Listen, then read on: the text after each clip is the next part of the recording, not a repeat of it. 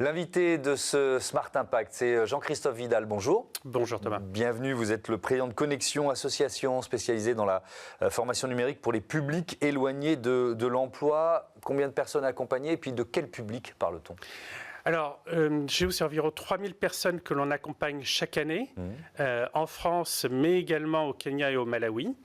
Et des personnes qui sont éloignées de l'emploi, alors, on va dire simplement des personnes qui sont au chômage, pour démarrer.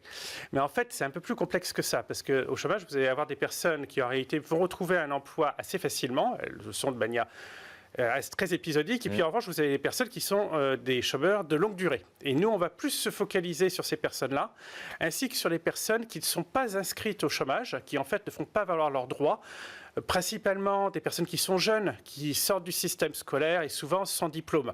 Et donc en fait, qui n'ont pas à la fois la notion des droits qu'ils peuvent faire valoir, mais qui n'ont pas aussi non plus conscience de leur rôle dans la société. Je me posais la question, c'est une catégorie statistique éloigné de l'emploi, vous voyez, ou alors c'est finalement un trait protéiforme. Ce que vous décrivez, c'est complexe. Quoi. Oui, c'est assez complexe. Si je me focalise juste sur les jeunes, ça représente 1,4 million de jeunes aujourd'hui en France. Et si j'élargis un peu la base, et que je rajoute les personnes qui sont au chômage de longue durée, on arrive quand même à près de 3 millions de personnes. Ouais, donc c'est beaucoup de monde. Vous êtes reconnu comme une association à impact, l'une des plus efficaces en France. Vous annoncez une nouvelle collaboration avec IBM France. Quel programme spécifique vous lancez avec eux ? Alors, en fait, on a une particularité dans ce programme, c'est qu'on va prendre l'ensemble des formations que l'on propose habituellement, qui sont aussi bien des formations sur de la bureautique, donc des choses très basiques, jusqu'à des formations beaucoup plus avancées sur tout ce qui est cybersécurité, administration, système et réseau. Et on va y adjoindre en fait toute la force d'IBM avec sa plateforme SkillsBuild. SkillsBuild, donc construire des compétences. C'est une plateforme qui vient en fait enrichir ce que nous pouvons apporter en élargissant en fait l'ensemble des compétences auxquelles on va pouvoir former. Un exemple très concret, quand on forme des personnes à l'intelligence artificielle, nous allons le faire de manière très pratico-pratique en expliquant, en donnant à travailler sur des outils d'IA. Eh bien, SkillsBuild va pouvoir rapporter des éléments complémentaires sur l'histoire de l'IA, sur ses différents développements, et ceci de manière très illustrée, du texte, mais aussi des vidéos, des quiz interactifs. Et donc, ça permet aussi d'avoir une légère gamification, ou ludification, si vous préférez, de l'expérience de formation. C'est pas le premier programme que vous lancez avec IBM. C'était la même logique, il est différent du précédent ? Alors oui, on va beaucoup plus loin en fait. Déjà parce que, je disais, on forme 3000 personnes. Sur ces 3000 personnes, on a l'ambition que quasiment tout le monde passe sur cette plateforme. Finalement, les seules personnes qui n'y passeront pas immédiatement sont les personnes qui ont le moins l'habitude d'utiliser des outils numériques et donc pour qui une telle plateforme peut être compliquée d'accès. Mais en fait, à la fin, on veut que tout le monde puisse y passer. Il suffit juste d'apprendre à utiliser la plateforme et franchement, c'est assez simple. Voilà. On veut que ça puisse toucher le maximum de personnes et de manière à ce qu'ils puissent profiter de toute la richesse en fait de ce qu'il peut y avoir dedans. Donc nous, on apporte toute une valeur sur la formation, notamment en présentiel ou en ligne et en synchrone. Et IBM, ça va être toute la partie asynchrone. Vers quel métier ils vont pouvoir s'orienter après ? Alors, c'est toute une palette de métiers. Alors, le plus immédiat, le plus évident, lorsque je parlais d'intelligence artificielle, ce sont des personnes qui vont pouvoir travailler dans le numérique sur de l'intelligence artificielle. Et ça signifie, ça va être des personnes, par exemple, qui vont pouvoir travailler dans des fonctions support. Vous avez des directions de systèmes d'information dans tout type d'entreprise. Vous ne savez pas, vous avez un problème sur votre ordinateur, vous avez un problème de connexion, vous avez des techniciens ou des administrateurs qui vont pouvoir vous aider. Ce sont des types de personnes que l'on forme via des titres professionnels. Mais ça, il n'y a pas forcément de besoin de maîtriser l'IA pour faire ça. De plus en plus aujourd'hui ? De plus en plus, parce que les outils que l'on utilise sur le cloud, sur les serveurs, en fait, encapsulent des moteurs d'IA.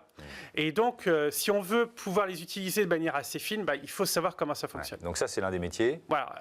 Un autre métier. Alors là, pour le coup, on va sortir des métiers du numérique.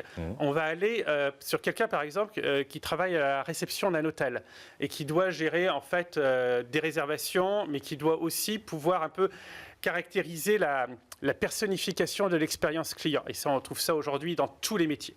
Eh bien, pour cette personne-là, l'utilisation des outils bureautiques est indispensable. Ces outils bureautiques, ils utilisent de l'IA pour pouvoir un peu comprendre mieux les attentes que les clients vont avoir. Parfois, ils le disent à l'avance. Ouais. Vous pouvez mettre sur un site internet, ben voilà, je voudrais telle chose en particulier, une chambre au calme. Mais en fait, là, vous pouvez être beaucoup plus fin dans ce que les personnes peuvent attendre. Et vous avez tout un ensemble d'hôtels, par exemple à Paris, dans les grandes villes, dans les grandes métropoles, pour lesquels c'est un élément clé de leur expérience client. Il y a quel taux de retour à l'emploi? C'est-à-dire que vous formez 3000 personnes, est-ce qu'il y a 3000 personnes qui vont trouver un job, pérenne? Vous voyez ce que je veux dire? Oui, tout à fait. Alors, chez nous, c'est environ 70% des personnes qui retrouvent un emploi dans les 6 mois qui suivent la fin de leur formation. Avec des résultats un peu différents selon que l'on forme, nous, directement un métier dans le numérique, auquel cas on a entre 90 et 100% de taux de retour à l'emploi.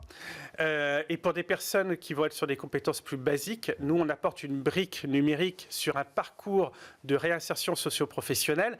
Là, ça va prendre un peu plus de temps, mais même chose, le fait d'être accompagné, non pas simplement par nous, mais aussi par d'autres acteurs associatifs, et puis par tout ce qui est France Travail ou des missions locales, ça permet de se remettre le pied à l'étrier et d'aller quand même assez rapidement vers les entreprises et les emplois. Ma question est peut-être un peu naïve, mais est-ce qu'on a été... Plus on a été éloigné de l'emploi, plus c'est difficile de retrouver un emploi pérenne et de se maintenir. Vous voyez ce que je veux dire? Oui, totalement. Ça, vous avez totalement raison là-dessus. Ça veut dire qu'il faut investir plus, même humainement, sur ces hommes, ces femmes qui sont éloignés de l'emploi depuis plus longtemps? Oui. Et ça signifie 2 choses. Ça veut dire qu'en plus des compétences techniques dont on a parlé, il y a aussi des compétences relationnelles, comportementales que l'on va apporter. Le fait de comprendre la culture d'une entreprise, de garder à l'esprit des choses aussi bêtes que il faut se lever le matin pour pouvoir être à l'heure au travail. On ne regarde pas son téléphone toute la journée quand on est au travail. C'est des choses qui sont finalement assez basiques. Mais pour quelqu'un qui est assez jeune, qui a grandi avec un smartphone dans les mains, c'est pas évident. Voilà. Ouais. Et donc, il faut faire avec. Et puis ensuite, vous avez des entreprises qui vont avoir des petites spécificités. La manière de s'habiller par le code vestimentaire, ça va être des choses que nous, on va pouvoir aussi sensibiliser l'ensemble des personnes qu'on accompagne. Alors, je voudrais qu'on parle d'électronisme aussi, parce que je trouve que c'est une thématique qui est vraiment très intéressante avec ce chiffre qui date de 2021. Plus de 15% des personnes de 15 ans ou plus résidant en France sont en situation d'électronisme. Alors déjà, ça veut dire quoi?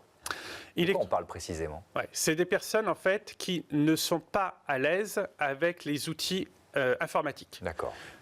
Un exemple tout simple, vous avez un smartphone. Les jeunes aujourd'hui sont nés avec un smartphone dans la main quasiment. Ils savent l'utiliser avec toutes les applications qu'il y a dessus.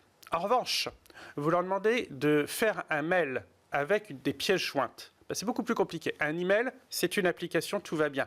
Lorsque vous mettez une pièce jointe, il faut parcourir l'arborescence de son téléphone. Et d'un seul coup, c'est beaucoup plus compliqué. Et même chose, si on transpose ça sur l'utilisation de l'ordinateur, le fait d'utiliser un clavier, d'aller vite dans les entreprises aujourd'hui, c'est ce que les personnes attendent. On va savoir un minimum utiliser des raccourcis clavier.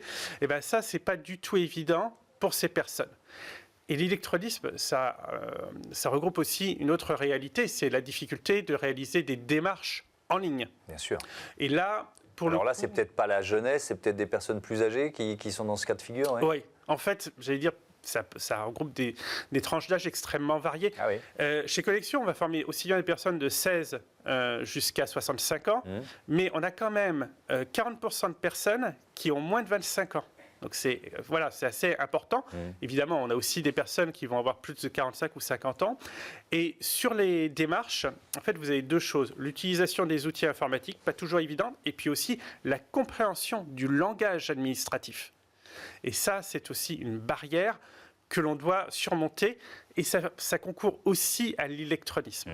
Merci beaucoup Jean-Christophe Vidal et bon vent à Connexion. On passe tout de suite à notre débat. On va parler notamment de précarité menstruelle.